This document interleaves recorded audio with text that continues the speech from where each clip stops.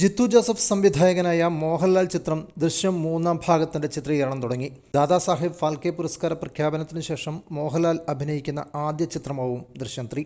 എറണാകുളത്താണ് സിനിമയുടെ പൂജയ്ക്ക് തുടക്കമിട്ടത്. മോഹൻലാലും പൂജയിൽ പങ്കെടുത്തു. ആദ്യ 2 സിനിമകളിലുമുള്ള ജിത്തു ജോസഫ് ടച്ച് ദൃശ്യം 3യിലും ഉണ്ടാവുമെന്ന് തന്നെയാണ് പ്രതീക്ഷിക്കപ്പെടുന്നത്. മോഹൻലാൽ കഥാപാത്രമായ ജോർജ് കുട്ടിയുടെയും കുടുംബത്തിന്റെയും വരവിനായി പ്രേക്ഷകർ ആകാംക്ഷയോടെയാണ് കാത്തിരിക്കുന്നത്. മുൻപത്തെ 2 സിനിമയിലുമുള്ള സസ്പെൻസ് ദൃശ്യം 3യിലും തുടരുമെന്ന് തന്നെയാണ് പ്രേക്ഷക പ്രതീക്ഷ. ജോർജ് കുട്ടിയുടെ ഇപ്പോഴത്തെ അവസ്ഥ, ആ കുടുംബത്തിൽ എന്തൊക്കെയാണ് സംഭവിക്കുന്നത്, 4.5 വർഷങ്ങൾക്ക് ശേഷം ജോർജ് കുട്ടിയുടെ കുടുംബത്തിൽ എന്തൊക്കെ മാറ്റങ്ങളാവും ഉണ്ടാകുക എന്നൊക്കെയാണ് ഈ സിനിമയിൽ എന്ന് ജിത്തു ജോസഫ് പറയുകയുണ്ടായി. ഈ സീരിയലിലെ 2 സിനിമകളേക്കാളും ഉയരത്തിൽ എന്നതല്ല, അതിനൊപ്പമുള്ളൊരു സിനിമ എന്ന് മാത്രമേ ഇപ്പോൾ ആലോചിക്കേണ്ടതുള്ളൂ. എന്നാൽ അമിത പ്രതീക്ഷകളൊന്നും വേണ്ട, എല്ലാം തിയേറ്ററിൽ കാണാമെന്നും റിലീസ് തീയതി എപ്പോഴാണ് ആലോചിച്ചു വരുന്നതേയുള്ളൂ എന്നും ജിത്തു ജോസഫ് പറഞ്ഞു. പൂജാ ചടങ്ങിൽ സിനിമയെക്കുറിച്ച് ചോദിച്ചപ്പോൾ മോഹൻലാൽ പറഞ്ഞത് ഇങ്ങനെയാണ്: ആദ്യ 2 സിനിമകൾ സ്വീകരിച്ച പോലെ ദൃശ്യം മൂന്നാം ഭാഗവും പ്രേക്ഷകർ ഇരുകൈയും നീട്ടി സ്വീകരിക്കട്ടെ എന്നും അദ്ദേഹം പറഞ്ഞു. ദൃശ്യം മൂന്നാം ഭാഗത്തെത്തുമ്പോൾ ജോർജ് കുട്ടി